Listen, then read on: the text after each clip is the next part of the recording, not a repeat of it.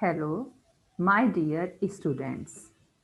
As you know that your half yearly exams are over and now we are going to move on to the next term.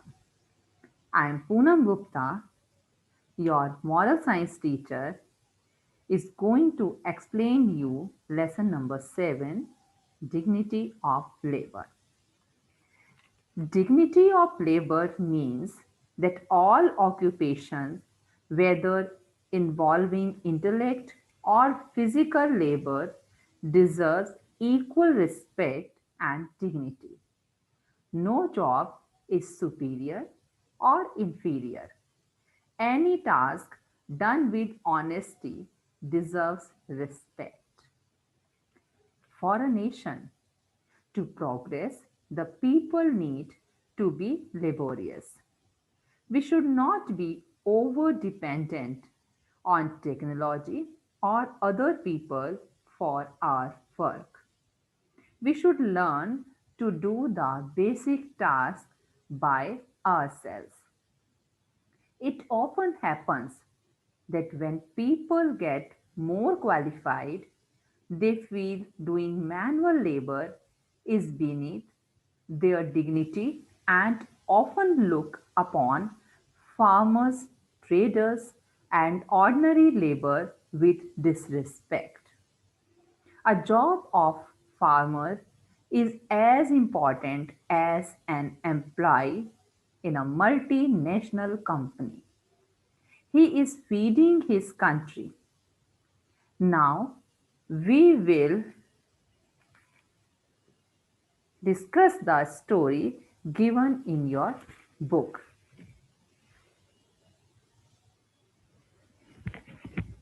So, here's the concept of this story. No work or vocation is too lowly or insignificant. A street cleaner's contribution to society is as important as is a research scientist. One must try and do one's best in whatever one does. Not everyone can lead. The crew is also as indispensable as the captain of a ship.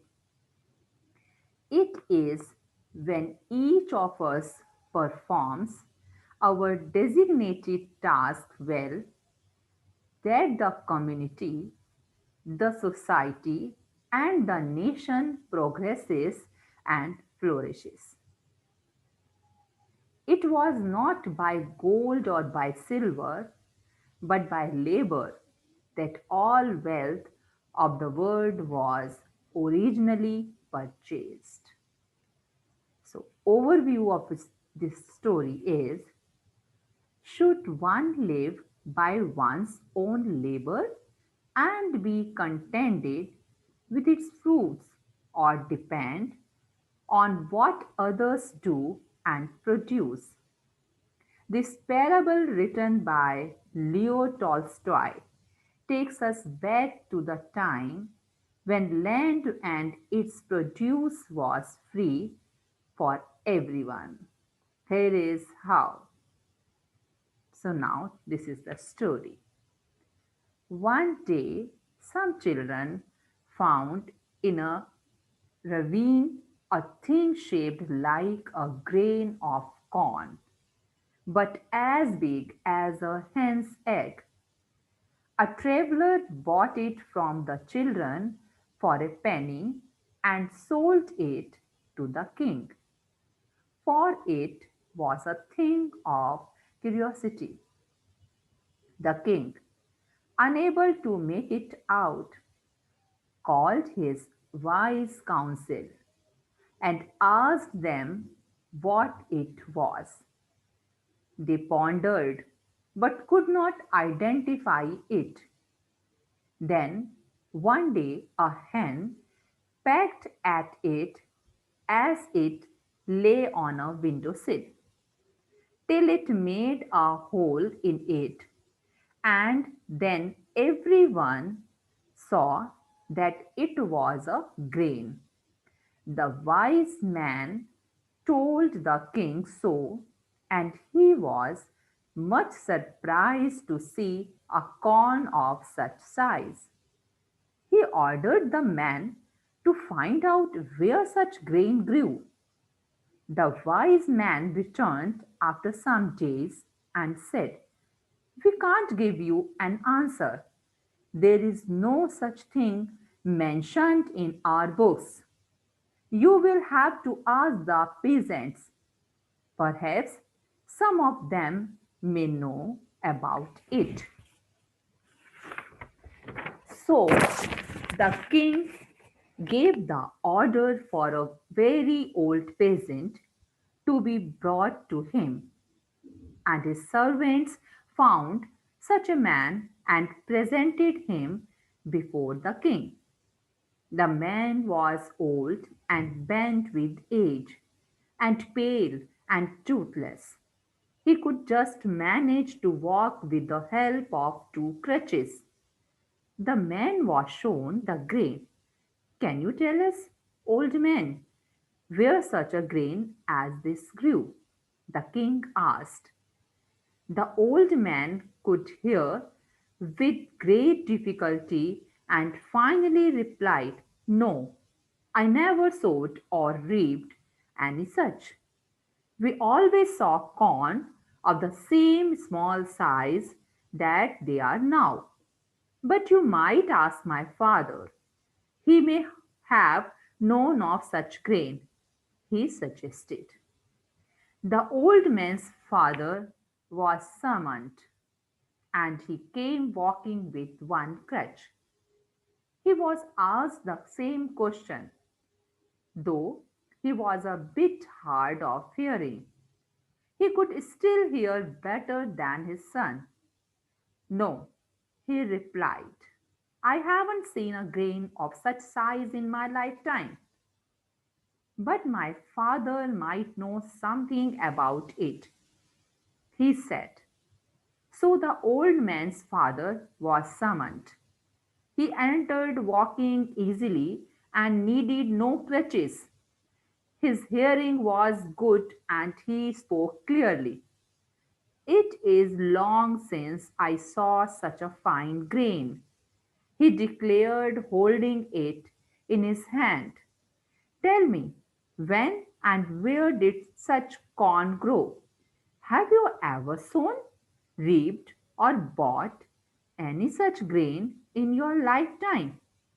the king asked, excited at the man's reply. "Corn like this used to grow everywhere in my time," the old man replied. "We sowed, reaped, and ate such corn when I was a lad. And no, it was neither sold nor bought, for it was a sin to buy or sell bread, and we knew nothing of money. Each man grew corn for himself and his family, and had enough of his own. Where was your field? Where did you grow corn like this?" the king queried him. "My field was God's earth. Wherever I plowed, that was my field. Land was free. It was a thing no man called his own. Labor was the only thing men called their own," was the simple reply. "I have two more questions to ask you," the king continued. "The first is, why did the earth bear such a grain then, and has ceased to do so now? And the second is, why does your grandson walk with two crutches, your son with one, and you yourself with none? Your eyes are clear and bright, your teeth sound, and your speech clear and pleasant to the ear. How is this so?" The old man answered, "This is so because men have ceased to live by their own labor and taken up depending on others. In old times, men lived according to God's law. They had what was obtained by their own toil and sweat and never coveted or depended on what others produce. So you are given one example of Mahatma Gandhi, the father of nation. Gandhiji spun thread on his wooden loom daily for decades. He believed that no one had the right to eat his meals unless he performed labor in an equal measure. So, moral of the lesson is we should respect all forms of work. A farmer has an equivalent role as of an IAS officer in running the nation. We should not get over dependent on others for our work. So, this is all about of lesson 7. Thank you for watching this video.